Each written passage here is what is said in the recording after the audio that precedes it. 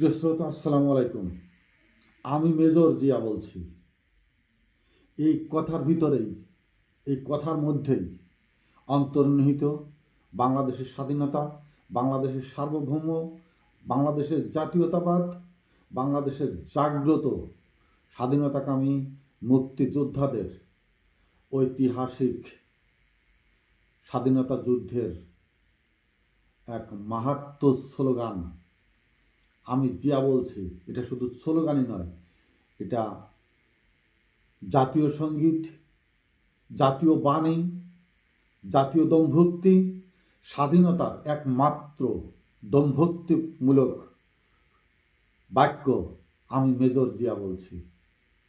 এই কথা দিয়েই স্বাধীনতা যুদ্ধ শুরু। আমি মেজর জিয়া বলছি দিয়েই স্বাধীনতা অর্জন, এবং আমি মেজর জিয়া বলছি বলেই ৭১-এর পর আজ এই ৫৩ বছর। কিন্তু আমি মেজর জিয়া বলছি, এই যে মহাবাণী, মহা উক্তি, বাংলাদেশের মানুষের বুকের ভিতর সাহস, রক্তে জাগরণ তোলা যে একটি স্লোগানের মহা উক্তি, আমি মেজর জিয়া বলছি, এই বাক্যটিকে বাংলাদেশ তথা বাংলাদেশের আপামর জনতা, যারা আমি মেজর জিয়া বলছি এই বাক্যের ভিতরে, বাক্যের ছত্রছায়ায়, বাক্যের পতাকার নিচে সমন্বিত হয়ে যে বাংলাদেশ জাতীয়তাবাদী দল বিএনপি গঠিত হয়েছিল, বরং রাষ্ট্রপতি জিয়াউর রহমানের পরবর্তী সময়ে আমি মেজর জিয়া বলছি এই দলটি, এই শব্দের ভিতরে কতটুকুন প্রবেশ করতে পেরেছে, কতটুকুন এই শব্দটিকে ধারণ করে এই শব্দটিকে জাতীয় স্লোগানে রূপান্তরিত করতে সক্ষম হয়েছেন, পেরেছেন, বা আদতেই কোনো চেষ্টা হয়েছিল কিনা, করেছিল কিনা, বা এই বাক্যের অন্তর্নিহিত মাহাত্ম্য যে অর্থ, এর মধ্যে যে অন্তর্নিহিত ঘুমন্ত এক ধরনের আগ্নেয়গিরির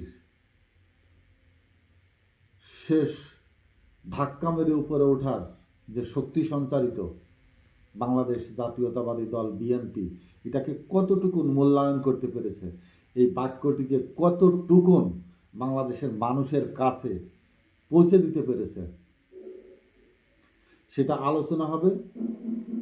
যে বিষয় নিয়ে আমি সেইটা ঢোকার আগেই এই শব্দগুলো বলে নিলাম যেন আমাদের বুঝতে সহজ হয়। বিগত সৌরশাসন দেশকে যেমন রাজনৈতিকভাবে পঙ্গু করে গেছে, দেশকে যেমন রাজনৈতিকভাবে মেধাশূন্য করে গেছেন, দেশকে যেমন গণতন্ত্রকে ধ্বংস করে গেছেন, ঠিক তেমনি দেশের মধ্যে সম্মানিত মানুষগুলোকে, সম্মানিত ব্যক্তিগুলোকে কিভাবে কটাক্ষ, অপমান, অপদস্থ, জেল, জরিমানা, অত্যাচার, ভূমিহীন, গৃহহীন, শহীদ তো হয়েছেই, খুন গুণের ভিতর দিয়ে একটি আতঙ্কিত জাতিতে রূপান্তরিত করেছিল, তার একটি উদাহরণ মাত্র আমি আজকে ব্যাখ্যা করার চেষ্টা করব ছোট্ট আকারে। স্বৈরশাসক শেখ হাসিনা, সে কিভাবে অনুধাবন করবেন আমি মেজর জিয়া বলছি এই শব্দকে, এই ব্যক্তিকে, যারা কিনা মুক্তিযুদ্ধের ভিতরেই ছিল না। শেখ গোষ্ঠী, শেখ পরিবারের কেউ কি মুক্তিযুদ্ধের ভিতরে ছিল? মুক্তিযুদ্ধে অংশগ্রহণকারী কোনো ব্যক্তি ছিল না। তারা কিভাবে মুক্তিযুদ্ধের পটভূমি, মুক্তিযুদ্ধের মধ্যে ওই সময়ে যারা সরাসরি যুদ্ধক্ষেত্রে রণাঙ্গনে ছিলেন, তাদের দুঃখ, কষ্ট, মানসিক যন্ত্রণা, মানসিক অবস্থা অনুমান করা কি তাদের পক্ষে আদতেও সম্ভব? দুইটি পরিবার, আমি মেজর জিয়া বলছির পরিবার আর শেখ মুজিবের পরিবার। শহীদ রাষ্ট্রপতি জিয়াউর রহমান, আমি মেজর জিয়া বলছি, এরপরে রণাঙ্গনে, সম্মুখ রণাঙ্গনে রাত দিন যুদ্ধের মাঠ দাপিয়ে বেরিয়েছেন। ঠিক তার কিছুদিন পরেই তার পরিবারটি পাকিস্তানি হানাদার বাহিনীর কবজায় যুদ্ধ অপরাধীর মতো বন্দী হয় এবং তাদের উপরে যে মানসিক শারীরিক নির্যাতন হয়েছে, হয়তো একদিন দৃশ্যপটে কারো না কারো লেখায়, বক্তব্যে উঠে আসবেন। যদি ম্যাডাম খালেদা জিয়া নিজেও কোনো বই লিখে রেখে যান, তার মৃত্যুর পর প্রকৃত তার বন্দিদশার কাহিনী তখন ফুটে উঠবে। কিন্তু শেখ পরিবার যে পাকিস্তানি হানাদার বাহিনীর ক্যাম্পে রক্ষিত অবস্থায় ছিল, পাকিস্তানি বাহিনীর খাদ্য খাবার, টাকা পয়সা, আরাম আয়েসে জীবন কাটিয়েছে, এটা তো দিব্য আলোকে আলোকিত, প্রকাশ্য, এটার কোনো গোপনীয় কোনো কিছু নাই।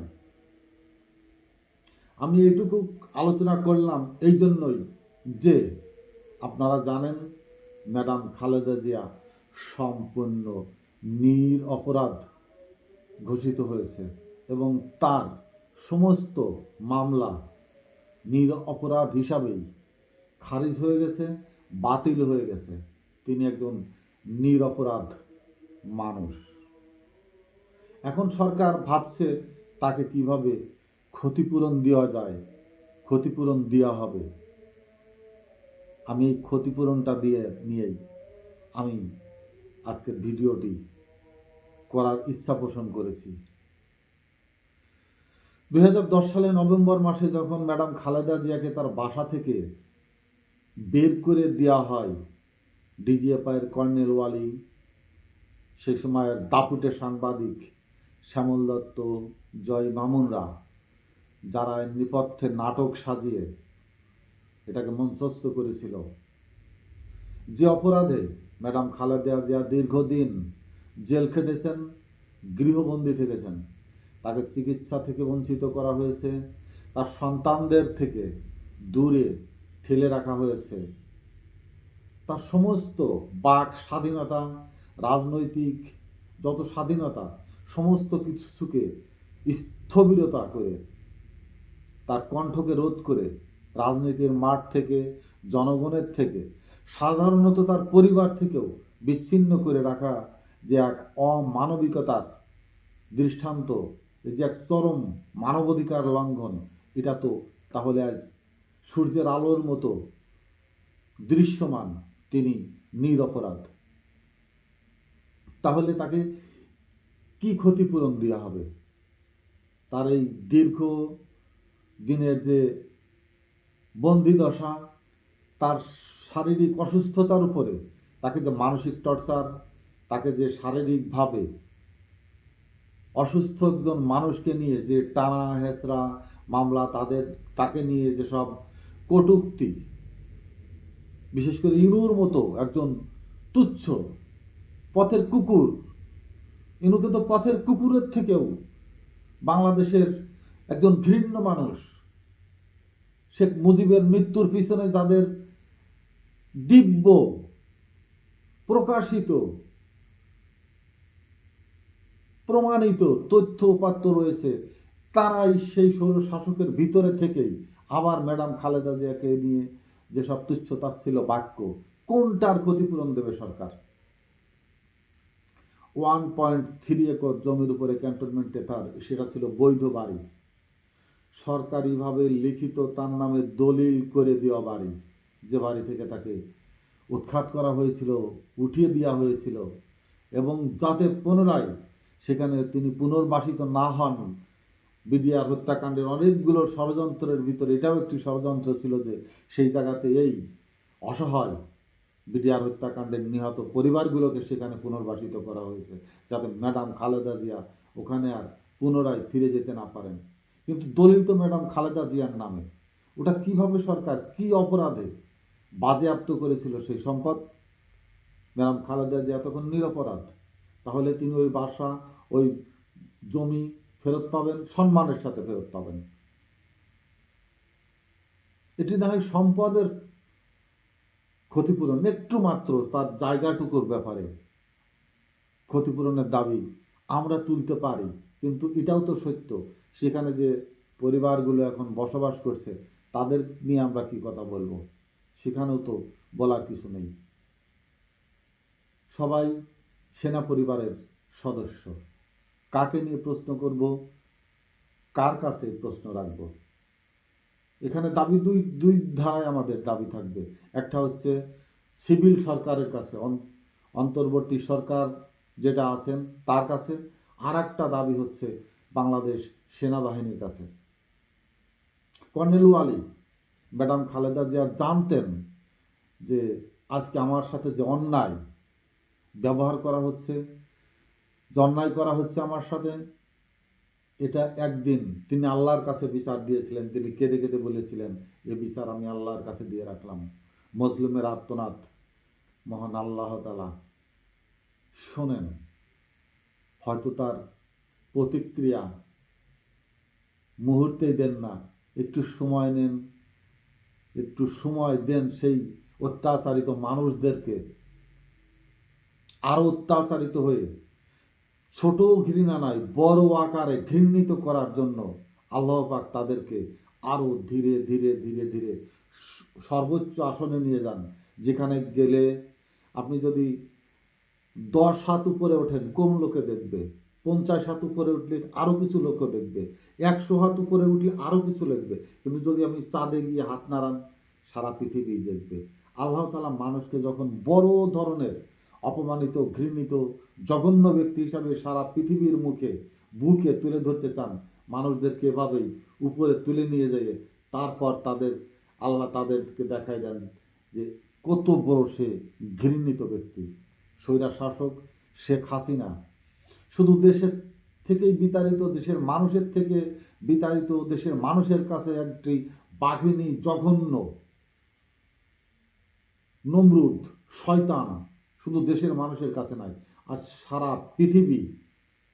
বাংলাদেশের যখন শেখ হাসিনাকে নিয়ে প্রত্যেকটা দেশেই মিডিয়াতেই সব খবর সম্প্রচারিত হয়, তারা তীক্ষ্ণভাবে ঘৃণিত এই জঘন্য বাঘিনী, জঘন্য শয়তানি, জঘন্য রক্তক্ষয়ী, মাংসক্ষয়ী এই ডাইনির দিকে তাকিয়ে তারাও ঘৃণা ভরে থুতু ফেলে। তাকে ম্যাডাম খালেদা জিয়ার সেই আর্তনাদ আল্লাহ শুনেছেন এবং তিনি আজ নিরপরাধ প্রমাণিত হয়ে এদেশের মানুষের ভালোবাসায় সিক্ত হয়ে আবার তিনি তার কর্মময় জীবনে হয়তো ফিরে আসবেন যদি তিনি ইচ্ছা পোষণ করেন। কিন্তু ক্ষতিপূরণের যে কথা সরকার বলছে, এই ক্ষতিপূরণ ক্যান্টনমেন্টের সেই বাড়ি দখল হয়ে গেছে। তারপরেও আমরা সরকারের কাছে ক্ষতিপূরণ তো চাইতেই পারি। শুধু একটি বাড়ি ক্ষতিপূরণ নয়, তার সাজানো গোছানো যে রাজনৈতিক সংগঠন, তার সাজানো গোছানো যে সম্মান, তার সাজানো গোছানো যে বর্ণাঢ্য সামরিক একজন কর্মকর্তার স্ত্রী, তাকে যেভাবে অপমান অপদস্থ করা হয়েছে, সেই সব জায়গার ক্ষতিপূরণ অবশ্যই বাংলাদেশের মানুষ চাইতে পারে, দাবি করতে পারে। আমি এখানে কিছু কিছু ছোট ছোট প্রশ্ন করে যেতে চাই। 2010 সালের নভেম্বরে যখন তাকে তার বাসা থেকে বের করে দেওয়া হয়, তখনও রাওয়া ছিল, রিটায়ারমেন্ট আর্মি অ্যাসোসিয়েশন অর্গানাইজেশন, রাওয়া ছিল সে সময়। আমার মাঝে মাঝে কিছু কিছু উদ্ভট প্রশ্ন মাথার ভিতরে আসে, তখন রাওয়ার অ্যাক্টিভিটিস আমি দেখিনি। এখনো রাওয়া কি নিয়ে ব্যস্ত থাকে, কি নিয়ে তারা কোন কর্মধারায়, শুধু কি নিজেরা যারা সদস্য তাদেরকে নিয়ে চিন্তা ভাবনা করেন, নাকি সামগ্রিক বাংলাদেশ সামরিক বাহিনীর যে কর্মকর্তারা, সেনাবাহিনী, বিমান বাহিনী, নৌবাহিনী, তাদের কেউ নিয়েও এই সংগঠনটি কথা বলে? রাওয়ার কাছে আমার আবেদন থাকলো, অনুরোধ থাকলো, তৎকালীনভাবে আপনাদের মাথায় রাখতে হবে, ম্যাডাম খালেদা জিয়া একজন সামরিক বাহিনীর কর্মকর্তার সহধর্মিণী, একজন মুক্তিযোদ্ধার সহধর্মিণী, একজন সেনা প্রধানের সহধর্মিণী, একজন সামরিক বাহিনীর মুক্তিযোদ্ধা অফিসারের সহধর্মিণী, একজন রাষ্ট্রপ্রধানের সহধর্মিণী। আপনাদের হয়তো কিছু জিনিস ভিতরে সুপ্ত থাকে, সেগুলো স্মরণ করিয়ে দিলে জিনিসটা ভালো হয়।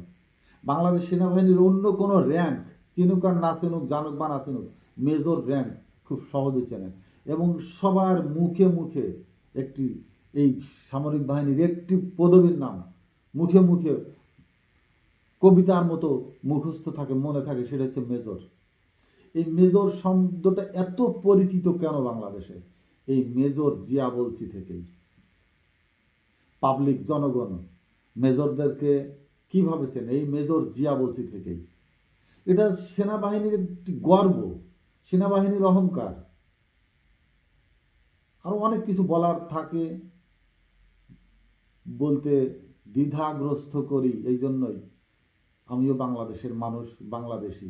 তবে এটা তো চরম সত্য যে 71 সালে যদি দেশ স্বাধীন না হতো, না থাক বলবো না, আমরা অনেকেই অনেক কিছু হতে পারতাম না, অনেক জায়গায় বাঙালিরা ঢুকতে পারত না, যে গর্বে গর্বিত, যে পদমর্যাদায় সম্মানিত, সেখানে অনুপ্রবেশেরই সুযোগ থাকতো না যদি 71-এ জিয়াউর রহমানের ডাকে সাড়া দিয়ে স্বাধীনতা অর্জন না করতো বাংলাদেশ। তার সহধর্মিণী বাংলাদেশে যেভাবে ঘৃণিত, যেভাবে এক দুঃখের জীবন, একজন সেনাবাহিনীর কর্মকর্তার স্ত্রী যেভাবে দুঃখের জীবন অতিক্রান্ত করে গেলেন, এর জন্য সেনাবাহিনী কি মোটেও দায়ী নয়? অনেকাংশে দায়ী। সেনাবাহিনীর কথা বলার অনেক জায়গা ছিল, হয়তো যার যার জায়গা থেকে ক্ষতিগ্রস্ত হবেন ভেবেই কেউ বলেননি, কিন্তু সামগ্রিকভাবে সেনাবাহিনী থেকে কথা বলার অনেক সুযোগ ছিল এবং এখনও আছে। আমি আবদার করব রাওয়ার কাছেও এবং বাংলাদেশ সেনাবাহিনীর কাছেও, সরকার যে সিদ্ধান্ত নিতে যাচ্ছেন ম্যাডাম খালেদা জিয়ার ক্ষতিপূরণ দেওয়ার যে কথাটি উঠছে, আলোচিত হচ্ছে, আলোচনা হচ্ছে, সেই জায়গায় যেন বাংলাদেশ সেনাবাহিনীর একটি অবস্থান থাকে, তাকে যেন ন্যায্য ক্ষতিপূরণ দেওয়া হয় তার দলের। সেটা রাজনৈতিক ব্যাপার, রাজনৈতিকভাবে তিনি হয়তো তার দল পুনর্গঠিত করে নেবেন, পুনর্গঠিত হবে দল, সেটা পরের কথা। কিন্তু সরকার যে ক্ষতিপূরণ দেওয়ার আগ্রহ প্রকাশ করেছেন ডক্টর ইউনূস সরকার, আমি তার প্রতি শ্রদ্ধা রেখে সম্মান বোধ করছি, সম্মানিত ব্যক্তিদেরকে সম্মান প্রদর্শন করছি, যারা এই চরম সত্যকে সামনে এনে একজন নির্যাতিত মজলুম, যিনি দেশের প্রধানমন্ত্রী ছিলেন, তার সম্মানের জায়গাটুকু তিনি ফেরত পাবেন। এবং ক্ষতিপূরণ, আমি যে কয়েকটি কথা বললাম, শুধু ওই বাড়িটি, ওটি একটি সম্পদ, বাড়িটি পরিবর্তে কোথায় কি করবেন সেটাও সরকার যেমন বিবেচনায় রাখবেন, তেমনি অর্থনৈতিকভাবে সেটাও সম্ভব। কিন্তু তার কেরিয়ার নিয়ে তাকে যেভাবে অপমানিত করা হয়েছে, যেসব কথাবার্তা বলে, আমি একজনের হাসান মাহমুদ, যার নাম ছিল হাসান মাহমুদ, তথ্যমন্ত্রী হাসান মাহমুদ, ইনু, যারা ম্যাডাম খালেদা জিয়াকে নিয়ে কটূক্তি করেছেন এবং সামরিক বাহিনীর একজন ঊর্ধ্বতন কর্মকর্তার স্ত্রীকে যেভাবে কটূক্তি করেছেন, সাবেক একজন রাষ্ট্রপতির সহধর্মিণীকে নিয়ে যেভাবে কটূক্তি করেছেন, এর সঠিক তদন্ত সাপেক্ষে এর সাথে কারা জড়িত তাদেরকে বিচারের আওতায় আনার জন্য সরকার যেমন তৎপর হবেন। আমি বাংলাদেশ সেনাবাহিনীর কাছেও, রাওয়ার কাছেও অনুরোধ জানাবো, ম্যাডাম খালেদা জিয়ার এই নেতিবাচক অবস্থান তৈরির নেপথ্যে যারা কাজ করেছেন, তৎকালীন ডিজিএফআই থেকে শুরু করে পুলিশ, যেসব সাংবাদিক, যারাই যেখান থেকে কোর্টের যেসব বিচারপতি, তৎকালীন যেসব অ্যাটর্নি জেনারেলরা ছিলেন, তারা, তদন্তকারী কর্মকর্তারা, যেসব ফুটেজ সাংবাদিকরা প্রকাশ করেছেন, ছবি তুলে মিডিয়ার সামনে তুলে ধরেছেন, চতুর্মুখী তদন্ত করে ম্যাডাম খালেদা জিয়ার বিরুদ্ধে এই বাংলাদেশে যে ষড়যন্ত্র হয়েছে, সেই ষড়যন্ত্রকে সম্পূর্ণ যদি মুক্ত করতে ব্যর্থ হয়, বাংলাদেশ আরও অনেক কিছু থেকেই হারাবে।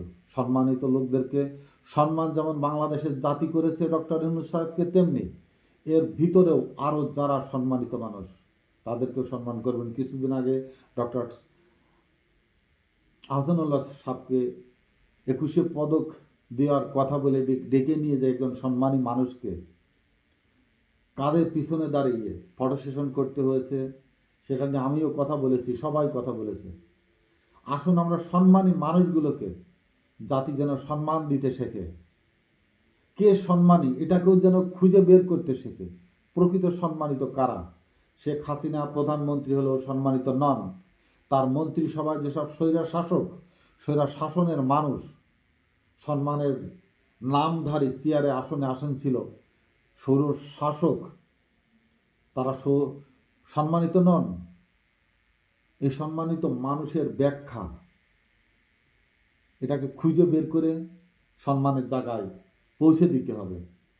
তিনি গ্রামে থাক, শহরে থাক, আস্তাকুড়ে থাক, রাস্তায় থাক, প্রকৃত সম্মানের তোর ব্যক্তির সরল ব্যাখ্যা উপস্থাপিত করতে হবে, সরল ব্যাখ্যা প্রণয়ন করতে হবে, খুঁজে খুঁজে আলোকিত মানুষের মতো সম্মানিত মানুষদেরকেও। একজন, আমি যতটুকু জানি, ভারতের একজন মানুষ পদ্মভূষণ পুরস্কারে পুরস্কৃত হয়েছেন, তাকে ধুতি পরা দেখা যায়, স্যান্ডেল নেই। তাকে কলকাতায় আমন্ত্রণ করা হয়েছিল পুরস্কার নিতে, তিনি বলেছেন দিল্লিতে যাওয়ার মতো অর্থকড়ি আমার নেই। মূলত তিনি খুব কম লেখাপড়া শিখেছেন, অথচ তার কবিতা পুরো ভারতের বিশ্ববিদ্যালয়গুলোতে পড়ালেখা করানো হচ্ছে। তিনি পড়ালেখা জানতেন না। তো প্রকৃত সম্মানিত, প্রকৃত জ্ঞানী মানুষকে যদি খুঁজে বের করতে ব্যর্থ হয়, আমরা যে ডেভিডরা উপরে বসে আছে, যেসব শয়তান চক্র, সার্টিফিকেট নামধারী, তারা বলে শিক্ষিত, তারা বলে জ্ঞানী, আসলে তারা জ্ঞানী নয়, শিক্ষিত নয়, শিক্ষিত মূর্খ তারা, শিক্ষিত জ্ঞানহীন তারা। সার্টিফিকেটধারী এইসব ব্যক্তিবর্গ, সার্টিফিকেটধারী জ্ঞানহীনরা জায়গায় জায়গায় বসে প্রকৃত জ্ঞানী সম্মানিত মানুষগুলোকে যেভাবে বাংলাদেশে অপমান করা হচ্ছে, এর সংস্কারের মধ্যে রেখেই এই মানুষগুলোকে খোঁজার পথ তৈরি করতে হবে। বাংলাদেশ জাতীয়তাবাদী দল বিএনপি জিয়াউর রহমানের আদর্শের থেকে অনেক দূরে, আমি মেজর জিয়া বলছি থেকে অনেক পিছনে। কে কোথায় আছেন জানি না, কি অবস্থায় আছেন জানি না, কিন্তু আমি যেখানে বসে ভিডিও করছি, আমি যেখানে থাকি, পুরোটাই এখনো আওয়ামী লীগের শাসনে। এই এলাকায় আওয়ামী লীগের নেতৃত্ব, যে কোনো কিছু হচ্ছে আওয়ামী লীগের সিদ্ধান্তে হচ্ছে, অথচ এখানে বিএনপি আছে, বিএনপির জেলা কমিটি, আহ্বায়ক আছে, কমিটি হচ্ছে, এবং কমিটির অধিকাংশ লোকই আওয়ামী লীগের লোকজন। তারা এই 15-17 বছর তারা সালিশ দরবার করে দুর্নীতির মহারাজ্যে গড়ে তুলেছিল। এখন আসলে কি হচ্ছে জানেন? গত 15-17 বছর ধরে বিএনপির যেসব লোক পুরা আওয়ামী লীগের সাথে মিশে আওয়ামী লীগ হয়ে গিয়েছিল এবং একটা ভান করছিল যে ভাই আমরা কোনো কিছু না, এই দল করি তাই আর কি, আপনাদের সাথেই আছি। 5ই আগস্টের পর এরা কতটা আওয়ামী লীগকে সম্মান করতে পারে, কে কতটা আওয়ামী লীগকে সমীহ করে তাদেরকে পাশে রাখতে পারে, এর প্রতিযোগিতা চলছে চরমভাবে। একবার তৃণমূল পর্যায়ে আমলিগকে সমীহ করে তারা তাদের এমনভাবে রাখছেন যেন ঘর জামাই। তো সেই দল জাতীয়তাবাদী দল জিয়াউর রহমানের আদর্শেতে কি আছে? এরা শুধু ধানের শীষের ছত্রছায়ায় কিছু ব্যবসায়িক লোকজন এই দলের ভিতরে অনুপ্রবেশ ঘটিয়েছে। আমি তারেক জিয়া সাহেবের বক্তব্যগুলো মনোমুগ্ধকরভাবে শুনি, কি সুন্দর কথা বলেন।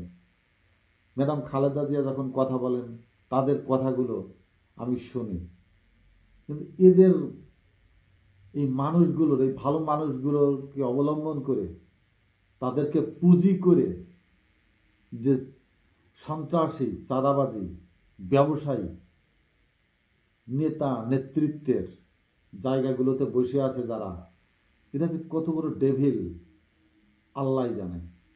তাই তাদের কাছে আমার কোনো চাওয়া পাওয়া নেই, তাদের কাছে আমি কিছু বলবো না। আমি অন্তর্বর্তীকালীন সরকারের কাছে অনুরোধ করব, রাওয়ার কাছে অনুরোধ করব এবং বাংলাদেশ সেনাবাহিনীর বর্তমানে যারা দায় দায়িত্বে আছে তাদের কাছে অনুরোধ করব, ম্যাডাম খালেদা জিয়ার যথোপযুক্ত সম্মানে সম্মানিত করুন। রাষ্ট্রীয় গণতন্ত্রের জন্য যিনি জীবনকে উৎসর্গ করেছেন, রাষ্ট্রীয় পদকে তাকে ভূষিত করা হোক। সম্মানের সর্বোচ্চ স্থানে তাকে যেন রাষ্ট্র ধারণ করে, যতটুকুন ধারণ করে বাংলাদেশের পতাকাকে ততটুকুন ধারণ করবে। আমি মেজর জিয়া বলছি, এই উক্তির মহাকাব্য, মহাকবি মরহুম রাষ্ট্রপতি জিয়াউর রহমানের সহধর্মিণী ম্যাডাম খালেদা জিয়াকেও সেই অবস্থানে যেন সম্মান প্রদর্শন করা হয়, এই আশা ব্যক্ত করে শেষ করছি। আসসালামু আলাইকুম।